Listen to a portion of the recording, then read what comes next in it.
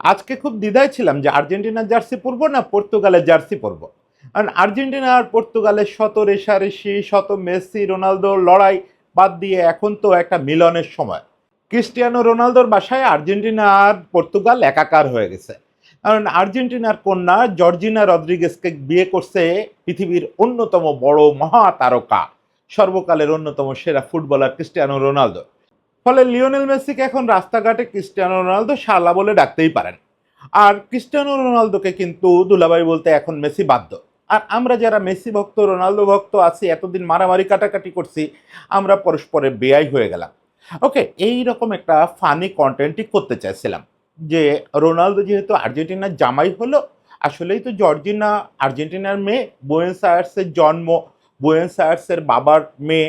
ফলে এরকম একটা ফানি কন্টেন্ট করাই যায়। বিশেষ করে রকুজ্জো আর জর্জিনার দারুণ সম্পর্ক। আমরা রোনালদো মেসি নিয়ে খুব মারামারি কাটাকাটি করি, ওদের দুজনের খুব দারুণ সম্পর্ক। এই বিশ্বকাপের সময়ও জর্জিনা তার ফ্যাশন হাউস থেকে একটা বিরাট গিফট প্যাক পাঠাচ্ছে রকুজ্জোকে, মানে মেসির ওয়াইফকে। সেখানে খুব দামি দামি এবং সুভেনির আইটেম ছিল, আইকনিক আইটেম ছিল।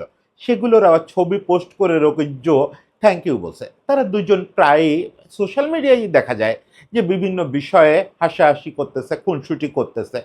আবার ওদিকে রোনালদোর ছেলেটা খুব মেসি ভক্ত, মনে হয় মামা বলেই খুব ভক্ত। ওই এলাকার সূত্রে মায়ের ভাই না, সে কারণে মামার ভক্ত। এসব ফান করব বলে একটু গোটাগুটি করতেছিলাম।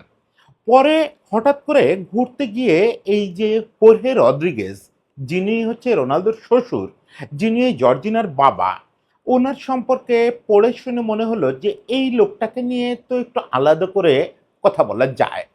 এই লোকটা, আমরা তো শুধু সফল লোকের গল্প জানি, আমরা মেসি রোনালদোর গল্প শুনি, আমরা আর্জেন্টিনা থেকে স্পেনে পাড়ি দেওয়া শত শত সফল তারকার গল্প জানি। কিন্তু এই যে ব্যর্থ লোকেরা, যারা জীবনে কিছু হতে পারলো না, হতে না পেরে হতাশার সাগরে ডুবে গেল, সেই মাদক, সেই অসহায়ত্ব, সেই শারীরিক অসুস্থতা এবং সেই দেবদাস হয়ে যাওয়া, দেবদাসের মতো একটা করুণ মৃত্যু, এই যে জীবন, এই জীবনের কথাই বা কয়জন বলে। আজকে জর্জিনার বাবাকে নিয়ে পড়তে গিয়ে আমার এই জীবনটা চোখের সামনে ভেসে উঠলো যে এই জীবনটার গল্পও তো বলা যায়। এই যে একজন ফুটবলার পাড়ি দিছিল 1984 সালে স্পেনে, ভাগ্যের সন্ধানে, ফুটবল ভাগ্যের সন্ধানে। সেই ফুটবলারটার কি হলো? সেই ফুটবলারটা কেন 10 বছর জেল খেটে দেশে ফিরে আসলো? কেন তার জামাই বিশ্বের সেরা ফুটবলার, তার এলাকার সন্তানও বিশ্বের সেরা ফুটবলার, তারপরেও তাকে কফি শপে মাথা নিচু করে অন্যদের গল্প শুনতে হতো? সেই লোকটার একটু কথা শুনি। এই যে মেসির এলাকার কাকা আর রোনালদোর শ্বশুর, এই দুটো পরিচয়ের এই হতভাগ্য মানুষটার গল্প শুনি একটু। বসুন্ধরা এম ব্লকে 4 কাঠা জমির উপর নির্মাণাধীন দক্ষিণমুখী 8 তলা আধুনিক ভবন। প্রতিটি ফ্ল্যাট 1920 বর্গফুট। দামে নয়, মানে কিনুন। সিলভার কি রিয়েল এস্টেট লিমিটেড। মেসি রোনালদোর এই ব্যাপারটা নিয়ে আসলে খুব মজা করারই ইচ্ছা ছিল। ওই যেটা বললাম যে ওদের ফ্যামিলির মধ্যে ভালো সম্পর্ক আছে। মেসি রোনালদোর ব্যক্তিগত সম্পর্ক কিন্তু ওরকম খুব ঘনিষ্ঠও না, কোনো আড়ষ্টও না। তাদের আগে তো প্রতি বছরই দেখা হতো ব্যালন ডি'অরের অনুষ্ঠানে, আর এমনিতে তো মাঠে দেখা হতো লা লিগায় যখন একসঙ্গে খেলতো। ওই হাই হ্যালো কেমন আছো টুকটাক আলাপ, এটুকুই। কিন্তু মেসির ওয়াইফ আর এই যে রোনালদোর এখন হলো ওয়াইফ, 5 সন্তানের মা, এদের মধ্যে ভালো সম্পর্ক আছে। এবং যেটা বললাম, রোনালদোর ছেলেটা জুনিয়র, ও বড় ফুটবলার হওয়ার পথে আছে। জুনিয়রের কিন্তু প্রিয় খেলোয়াড় মেসি। ফলে এ নিয়ে গল্প করাই যেত। তখন মনে হলো যে জর্জিনার যে বুয়েন্স আয়ার্সের জন্ম, তাহলে ওর আর্জেন্টাইন ফ্যামিলিটা সম্পর্কে একটু খোঁজ নেওয়া যাক। এক তো শুনছিলাম কত সালে, তখন মনে করতে পারতেছিলাম না যে ওর বাবা যখন মারা গেলেন, ও গেছিল আর্জেন্টিনায়। ওখানে গিয়ে ইনস্টায় পোস্ট করছিল যে জন্মভূমিতে ফিরে আসে। ওর জন্ম আর্জেন্টিনায় কিভাবে হলো, ওর বাবার সঙ্গে এই স্প্যানিশ মায়ের সম্পর্ক কি, কেন ওর বাবা আর্জেন্টিনায় থাকতেন, ওরা স্পেনে থাকতেন, এগুলো একটু জানার কথা মনে হলো যে একটু ঘুটি। ঘুরতে গিয়ে দেখলাম যে এই হোর্হে রদ্রিগেজ এ এক উপন্যাসের চরিত্র। তাকে নিয়ে একটা আস্ত ছবি হওয়া উচিত। বুয়েন্স আয়ার্সের আভেয়ান্দো এলাকায় ওনার জন্ম। এবং যেটা হয় যে আর্জেন্টিনার জন্ম 40-এর দশকের একদম শেষ দিকে, মানে 50-এর দশক শুরু হয় এরকম সময়ের জন্ম। তো আর্জেন্টিনায় ওই রকম সময়ের জন্ম, বা যে সময়ের জন্ম হোক, ওই সময় যে কোনো বাচ্চা তার প্রধান কাজই তো ফুটবল খেলা। উনিও ফুটবল খেলতেন। রেসিংয়ের একাডেমিতে, রেসিং ক্লাবের একাডেমিতে ফুটবল খেলতেন, রেসিংয়ের যুব দলেও খেলছেন। দেখেন, রেসিংয়ের যুব দল থেকে উনি সিনিয়র দলে আর প্রমোশন পান নাই। ওই যে বললাম, আমরা শুধু সফলদের গল্পটা জানি।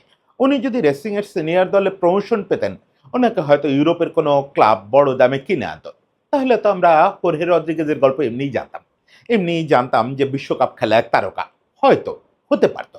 উনি সিনিয়র দলে যখন প্রমোশন পাচ্ছেন না, তখন উনি ভাগ্যের সন্ধানে চলে গেলেন এলচেতে, স্পেনের শহর এলচেতে। আর্জেন্টিনার খেলোয়াড়দের তো এটা কমন ডেস্টিনেশন, স্পেন। যে স্পেনে যাই, স্পেনের সঙ্গে ওদের যে আদিকাল থেকে, সেই 17 শতক থেকে যে সম্পর্ক, সেই সম্পর্কের কারণে, ফুটবলীয় রিলেশনের কারণে এটা একটা কমন ডেস্টিনেশন। আর্জেন্টিনার ফুটবলার যে সফলতার মুখ এখনো দেখে নাই, তাদের সবার ডেস্টিনেশন যে ওখানে গেলে একটা কিছু হবে হয়তো। ওখানে গিয়েও বড় কোনো ক্লাবে পারলেন না। এলচেতে ট্রায়াল দিলেন, 2-4টা এই লা লিগার ক্লাবের ট্রায়াল দিলেন, কোথাও হলো না। শেষ পর্যন্ত জাকেতানো বলে একটা ক্লাব, ওটা একদম লোয়ার টায়ার একটা ক্লাব, এই ক্লাবে ক্যারিয়ার শুরু করলেন। তখনও তো তার স্বপ্ন ছিল যে আমি নিশ্চয়ই একসময় লা লিগায় যাব, সেকুন্দা ডিভিশনে অন্তত যাব, নাম হবে, আর্জেন্টিনায় ডাক পাবো, ন্যাশনাল টিমে না হোক যুব দলে ডাক পাবো, একটা কিছু হবে। কিছুই হলো না শেষ পর্যন্ত। ওই ক্লাবটাতেই আসলে শেষ ফুটবল খেলা হলো। এরপরে ছেড়ে ছুড়ে কিছুদিন কোচিংয়ের চেষ্টা করলেন। হাকেতানো নামে একটা ক্লাব, ছোট্ট ক্লাব, অ্যামেচার ক্লাব। এই ক্লাবটার কোচিং দিয়ে শুরু করলেন। অল্প বয়সে রিটায়ার করে ফেলছিলেন, বুঝলেন যে হবে না ফুটবল দিয়ে, তাহলে কোচ হিসাবে হোক। এই যে ধরেন স্কালোনি, খুব বড় খেলোয়াড় তো ছিলেন না, খেলছেন বটে মোটামুটি নাম করা দলে, কিন্তু বড় খেলোয়াড় না, অল্প বয়সে রিটায়ার করছেন, কোচ হিসাবে নাম করে ফেলছেন। এটাও তো হতে পারতো, কিন্তু লোকটার ভাগ্য কোনো দিক দিয়েই নাই। ওই অ্যামেচার ক্লাবে কোচিং করতেছেন। দেখেন না, স্কালোনির কথা যে বললাম, স্কালোনি রাশিয়ার একটা অ্যামেচার ক্লাবে ক্যারিয়ার শুরু করছিল। সে তুলনায় এই লোকটা তো তবু ভালো ক্লাবে ক্যারিয়ার শুরু করছে, কিন্তু কোনো গতি হলো না। ওই ক্লাবও এমন কিছু পারে না, ওনারেও কেউ ডাকে না। এর মধ্যে বিয়ে করে ফেলছেন, স্প্যানিশ এক মেয়েরে বিয়ে করে ফেলছেন, আনা মারিয়া নামে এক মেয়েরে বিয়ে করে ফেলছেন। তখন জিরোনায় একটা বাসা ভাড়া করে থাকেন, সেখানে একটা মেয়েও জন্মালো, ইভানকা। কিন্তু মুশকিলটা কি, ওই যে অ্যামেচার ক্লাবের আয়, অ্যামেচার ক্লাবের কোচিং করে আর পাশাপাশি একটু বেকারির ব্যবসা করেন, কখনো ফাস্ট ফুডের ব্যবসা করেন, ওদিকে খুব ভালো চলে না। তখন ওই বুয়েন্স আয়ার্স থেকে ভাই বোনরা ফোন দেয়, তুমি সংসার নিয়ে এখানে ফিরে আসো, ফিরে আসলে একটা কিছু হবে, এখানে কোনো একটা ক্লাবে কোচিং করা বা পার্ট টাইম, সঙ্গে ব্যবসা ট্যাবসা আছে তো, আমাদের পারিবারিক পাড়ায় কিছু না কিছু কাজ আছে, চলে আসো, হয়ে যাবে। উনি তাই করলেন। উনি বউ আর ইভানকারের নিয়ে চলে আসলেন বুয়েন্স আয়ার্সে। এবং তখন হচ্ছে এই জর্জিনা তার মায়ের পেটে চলে আসলেন। বউ বাচ্চাকে বোঝালেন যে ওখানে চলো, আর্জেন্টিনায় আমাদের স্বর্গ। এই যে ফিরে যাওয়ার ব্যাপারটা, আই ক্যান ফিল হিম। আমি আপনাকে আমি অনুভব করতে পারি প্রতিটা পদক্ষেপে। আপনার এই যে ভাগ্যের সন্ধানে ছোটা, বারবার ব্যর্থ হওয়া, ফিরে যাওয়ার স্বপ্ন, এবং ওই আশ্বাস দেওয়া যে চলো কিছু একটা হয়ে যাবে, এগুলা আমি বুঝি। সবাই হয়তো এটা ফিল করতে পারবেন না। ফিরে আসলেন, ফিরে আসার পরে এখানে আরেকটা মেয়ে হলো, মেয়েটার নাম জর্জিনা। এই বুয়েন্স আয়ার্সেই এই মেয়েটা জন্মালো। কিন্তু ততদিনে স্ত্রী বিরক্ত হয়ে গেছেন। ১ বছরেরও কম সময় কাটছে। এখানে বাচ্চা হলো। এসে দেখতেছেন যে কোথায় আসছি? ওখানে জিরোনাতে তবুও একটা পরিবেশ ছিল। উনি স্প্যানিশ মানুষ। উনার নিজেরও টুকটাক কাজ করার ক্ষমতা ছিল, পরিচিত মহল ছিল। এখানে তো কিচ্ছু নাই। আর্জেন্টিনার লাইফস্টাইল তো স্পেন থেকে অনেক পেছানো না? আর ওনারা বুয়েন্স আয়ার্সের যে মহল্লায় ওনাদের বাড়ি, ওই মহল্লাটাও বেশ পিছানো একটা জায়গা। ফলে ওনার ওয়াইফ এটা মানায় নিতে পারল না। বলল চলো আবার ফিরে যাই। আবার সব নিয়ে ফিরে গেলেন। কিন্তু ফিরে গিয়ে এই লোকটা করবে কি? অলরেডি তো এই লোকটা একটা ব্যর্থ মানবে পরিণত হয়েছে। ব্যর্থ ফুটবলার, ব্যর্থ কোচ, ব্যর্থ ব্যবসায়ী, বেকারি ব্যবসা-ট্যাবসা করছে। কিছুতে কিচ্ছু হয় না। গিয়ে আবার ওই ব্যবসা শুরু করলো। ফাস্ট ফুডের ব্যবসা, হ্যামবার্গারের ব্যবসা, এগুলোতে টাকা আসে না, সংসার চলে না। ওয়াইফ কিছু একটা করে, এবং জর্জিনা ইভানকার ছোটবেলাটা খুব কষ্টে কাটছে এজন্য। তখন উনি সহজ পথ বেছে নিলেন। ততদিনে সম্ভবত নিজেও ড্রাগ নেওয়া শুরু করছেন। নিজেও ওই মাদকের পথে পা বাড়াইছেন। এই হয় হতাশার একটা পর্যায়ে তো মানুষ আত্মসমর্পণ করে। হয় ওই এত ব্যর্থতার ভার বইতে না পেরে হয় আত্মহনন করে, নতুবা আত্মসমর্পণ করে। আত্মসমর্পণ করলো এই লোকটা, মাদকের কাছে আত্মসমর্পণ করলো। একদিকে নিজে মাদক গ্রহণ করা শুরু করলো, আরেকদিকে মাদক পাচার শুরু করলো। এই মাদক পাচার, ড্রাগ ট্রাফিকিং এর দায়ে অ্যারেস্ট হয়ে গেল খুব দ্রুত, এবং 2003 সালে রায় হলো 10 বছরের কারাদণ্ড। 2013 সাল পর্যন্ত লোকটা জেলে। জর্জিনা ইভানকা যে বড় হলেন, ওনারা আসলে ওনার বাবার মুখও দেখেন নাই সেভাবে। মা অতি কষ্ট করে মেয়ে দুটোরে বড় করছেন। মাঝে মাঝে প্যারোলে মুক্তি পেতেন।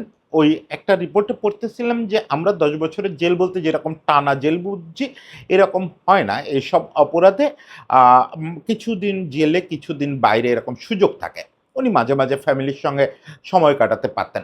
তাতে কি আর হয়? বাপ একটা দাগি আসামি 10 বছরের জন্য জেল খাটতেছে। এবং সবচেয়ে ভয়ানক ব্যাপার, 10 বছর যখন শেষ হলো 2013 সালে, কোর্টে ওনার ফাইলপত্র গেল, কোর্ট অর্ডার দিল। ওনার অপরাধটা বেশ জঘন্য ছিল নিশ্চয়ই, যে ওনাকে স্পেন থেকে বের করে দেওয়া হোক। ওনাকে আর্জেন্টাইন হিসাবে গণনা করা হলো। উনি এত বছর স্পেনে থাকছেন, কিন্তু যেহেতু এইসব অপরাধের সঙ্গে জড়িত, যে কোনোভাবে হোক ওনার নথিপত্র, ওনার নাগরিকত্ব খুব একটা সাপোর্ট করে নাই। ওনাকে ডিপোর্ট করা হয় বুয়েনোস আয়ার্সের উদ্দেশ্যে 2013 সালে, এবং নিষেধাজ্ঞা দিয়ে দেওয়া হয় যে উনি আর কখনো স্পেনে ফিরতে পারবেন না। সেই থেকে বুয়েনোস আয়ার্সে কার্যত একাকী জীবন কাটাতেন। একটা হতভাগ্য মানুষ, মুখে ততদিনে খোঁচা খোঁচা দাড়ি উঠে গেছে। এই লোকটা বুয়েনোস আয়ার্সে নিজের বাড়ির এলাকায় ঘুরে ফিরে কাটায়। ওই ভাইয়েরা আছে, বোনেরা আছে, ভাগ্নেরা আছে, ভাইপোরা আছে। কোনো কাজকর্ম তেমন করা লাগে না, ওদের আয় ইনকামে চলে যায়। ওই কফি শপে গিয়ে বসে বসে শোনে যে গল্প হচ্ছে মেসি না রোনালদো। হয়তো তার বুকটা কামড় দিয়ে ওঠে যে এই মেসির মতো আমার ভাগ্যটাও তো হতে পারতো, আমিও তো স্পেনে গেছিলাম ফুটবলের সন্ধানে। কিছুদিন পরে শোনে যে এখনকার সেরা খেলোয়াড় ক্রিস্টিয়ানো রোনালদো, তার সঙ্গে ডেট করতেছে কে? জর্জিনা, আমার ছোট মেয়ে। একদিকে মেসি তার এলাকার ছেলে, তার দেশের ছেলে, পৃথিবীতে সুনাম করতেছে, আর একদিকে তার প্রধান প্রতিদ্বন্দ্বী, তার জামাই। কত বড় গর্বের মুখ! হয়তো কফি হাউসে একটা টেবিলে চুপ করে বসে কফি খাইতে খাইতে শোনে তর্ক হচ্ছে মেসি না রোনালদো। কাউকে গিয়ে যদি বলে যে ওই যে তোমরা মেসি রোনালদোর কথা বলতেছো, ওর মধ্যে রোনালদো কিন্তু আমার জামাই, আর মেসি তো আমার দেশের ছেলে, কেউ নিশ্চয়ই বিশ্বাস করবে না। এরকম আদ মাতাল, সর্বহারা একটা হতভাগ্য মানুষ, কে তার কথা বিশ্বাস করবে? এই অবস্থায় ভদ্রলোক স্ট্রোক করলেন। পরপর দুবার স্ট্রোক করলেন। স্ট্রোক করার পরে তার দেখাশোনা করার লোকেরও অভাব হলো। তারে যে স্পেনে নিয়ে আসবে নিষেধাজ্ঞা আছে। জর্জিনা ইভানকা ততদিনে কার্যত তাকে মাফ করে দিচ্ছে সম্ভবত। কিন্তু মাফ করে দিলে কি হবে? নিয়ে আসার তো উপায় নেই। আবার তারাও যে ছেড়ে ছুড়ে গিয়ে বুয়েনোস আয়ার্সে পড়ে থাকবে, সে উপায় নেই। আইনি বাধা, বাবা এখানে আর আসতে পারবে না। তখন দুই বোন এক আত্মীয়কে ঠিক করে দিল। ওই আত্মীয় তার দেখাশোনা করতেন। মাস গেলে বেশ ভালো অঙ্কের টাকা দুই বোন ওনাকে পাঠাতো। এই তার যত্ন। কিন্তু বেশ ভালো অঙ্কের টাকা পাঠালেও কতটা যত্ন ছিলেন তা আর্জেন্টিনার পত্রপত্রিকার রিপোর্ট ঠিক প্রুফ করে না। কারণ জর্জিনা যখন তারে 2019 সালে ওই বুয়েনোস আয়ার্সে তার মৃতদেহ দেখতে গেল, মৃত্যু সংবাদ পেয়ে, তখন গিয়ে প্রায় পরিত্যক্ত অবস্থায় তাকে পাইছিল। যে একটা কুঁড়েঘর টাইপের ঘরে ফুলের তোড়া নিয়ে জর্জিনা ঢুকছিল, সে খুব শকড হয়েছিল যে আমার বাবার এরকম একটা মৃত্যু হলো, প্রায় একা একা মৃত্যু হলো। ওই মৃত্যুর সময় কাছে কেউ ছিল না। এবং দেখেন নিয়তির কি খেলা! হরে যেদিন মারা গেলেন তার পরদিন জর্জিনা গিয়ে পৌঁছালো বুয়েনোস আয়ার্সে। সেই দিনটা ওর জন্মদিন। 25 বছর আগে, ঠিক 25তম জন্মদিন। 25 বছর আগে এই শহরে ওই বাড়িতেই তার জন্ম হয়েছিল। সেই বাড়িতে গিয়ে সে দেখলো একটা পরিত্যক্ত ঘরে তার বাবা অসহায়ভাবে মরে পড়ে আছে। যে লোকটা হইতে পারতো স্পেনের কোনো বড় ক্লাবের খেলোয়াড়, যে লোকটা হইতে পারতো আর্জেন্টিনার ন্যাশনাল টিমের খেলোয়াড়, ভাগ্য যদি একটু সহায় হতো, স্কিল যদি তার পক্ষে কথা বলতো, বা এই লোকটা যদি ওইসব দোলাচলে না পড়তো, রোনালদো শ্বশুর হিসাবে তো একটা সম্ভ্রান্ত জীবন কাটাতে পারত। কিছুই হলো না, একটা পরিত্যক্ত জীবন শেষ পর্যন্ত বেছে নিতে হলো না, তার কপালে এসে জুটলো। সব থাকার পরেও মানুষ কিভাবে শেষ পর্যন্ত ওই নিয়তির কাছে আটকে যায়, এবং কিভাবে আমরা এই পরাজিত লোকগুলোকে অপরাধী লোকের মতো দেখি। তার ভাগ্য, তার এই যে নিয়তি তারে ঘুরায় পেঁচায় এরকম একটা পরিত্যক্ত অবস্থায় মৃত্যু ঘটাইছে, এই জিনিসটা শেষ পর্যন্ত তো একটা করুণার পাত্র হয়ে গেল। আমি ওই তার মৃত্যু দৃশ্য এবং তার ওই পরিত্যক্ত অবস্থায় মরণ, এটা দেখতে দেখতে আমার বাংলার খুব পপুলার একটা উপন্যাসের শেষটার কথা মনে হচ্ছিল, যেটা নিয়ে বাংলা, হিন্দি বিভিন্ন ভাষায় বহু চলচ্চিত্র হয়েছে। দেবদাস চলচ্চিত্রের কথা মনে হচ্ছিল, দেবদাস বইয়ের কথা। দেবদাস বইয়ে একেবারে শেষে দেবদাসের মৃত্যু দৃশ্য বর্ণনা করার পরে শরৎচন্দ্র কয়েকটা অমর লাইন লিখছেন। আমি একটু ওই লাইন কটা আপনাদের শোনাই। যদি কখনো দেবদাসের মতো এমন হতভাগ্য অসংযমী পাপিষ্টের সহিত পরিচয় ঘটে, তাহার জন্য একটু প্রার্থনা করিও। প্রার্থনা করিও আর যাহাই হোক, যেন তাহার মতো এমন করিয়া কাহারও মৃত্যু না ঘটে। মরণে ক্ষতি নাই, কিন্তু সে সময়ে যেন একটি স্নেহ করস্পর্শ তাহার ললাটে পৌঁছে, যেন একটিও করুণার্দ্র স্নেহময় মুখ দেখিতে দেখিতে এ জীবনের অন্ত হয়। মরিবার সময় যেন কাহারও এক ফোঁটা চোখের জল দেখিয়া আসে মরিতে পারে। আসলে এইটুকু অধিকার তো পৃথিবীর ওপরে প্রতিটা মানুষের থাকার কথা, কিন্তু ওই যে মানুষের কর্মফল, মানুষের কৃতকর্ম তাকে ওইটা পেতে দেয় না। পৃথিবীর সবচেয়ে বড় অপরাধীটাও এটুকু আশা করতে পারে যে মরে যাওয়ার সময় তার জন্য একটা কেউ চোখের জল ফেলবে, ওই দৃশ্যটা সে দেখতে পাচ্ছে। সে দেখতে পাচ্ছে যে আমার মৃত্যুতে কেউ কষ্ট পাচ্ছে। সেই জিনিসটা হোর্হে রদ্রিগেজের কপালে জোটে নাই। তার এই জামাই সর্বকালের সেরা ফুটবলারদের একজন, তার মতোই ভাগ্যের সন্ধানে স্পেনে যাওয়া তার দেশের ছেলে লিওনেল মেসি সর্বকালের সেরা ফুটবলারদের একজন। ওই বুয়েনোস আয়ার্স শহরে যেখানে বসবাস করতো, যে ক্লাবে খেলতো, সেখানে শত শত সেরা সেরা মানুষ জন্মাচ্ছে, সেরা সেরা ফুটবলার উঠে আসছে, কিন্তু এই লোকটার একটা পরিত্যক্ত মৃত্যু হলো। আমি জানি না জর্জিনা কতটা তার বাবাকে ক্ষমা করছেন, তবে একটু যদি ওই পাশ থেকে দেখেন, মুদ্রার ওই পাশটা দেখেন, যে লোকটা যা করছে আসলে ওই হতাশা থেকে, ওই নিজেরে নাকাম ভাবা থেকে, নিজের অসফলতাকে ঢেকে দেওয়া থেকে। ফলে আমার কাছে মনে হয় যে শেষ পর্যন্ত এই লোকগুলোরও পৃথিবীর ইতিহাসে একটু জায়গা থাকার দরকার। কেবল মেসি রোনালদোই পুরো বইটা ভরে রাখবে পৃথিবীর ইতিহাসের, তা হয় না। এই পৃথিবীর ইতিহাসে যে লোকগুলো হইলেও হইতে পারতো সফল, এই লোকগুলোর জায়গাটাও একটু থাকা দরকার। আজকে এরকম একটা শুভ দিনে যখন মেসি রোনালদোর মিলনের গল্প করার কথা, ফানের গল্প করার কথা, আমাদের বেয়াই বেয়াই হয়ে যাওয়ার গল্প করার কথা, সেরকম সময় আপনাদের একটু করুণ একটা গল্প শোনালাম। এই গল্পটা আমাদের জানা দরকার। আমাদের জীবনে চলার পথে সাফল্য যেরকম জানা দরকার, ব্যর্থতার গল্পটাও জানা দরকার। ওটাও যে কার আপন হয়ে যায় কে জানে।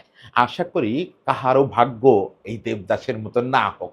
সবাই ভালো থাকবেন, সবাই অন্তত প্রিয়জনকে সঙ্গে নিয়ে সেই যাত্রা পর্যন্ত টিকে থাকবেন। সবার জন্য শুভেচ্ছা।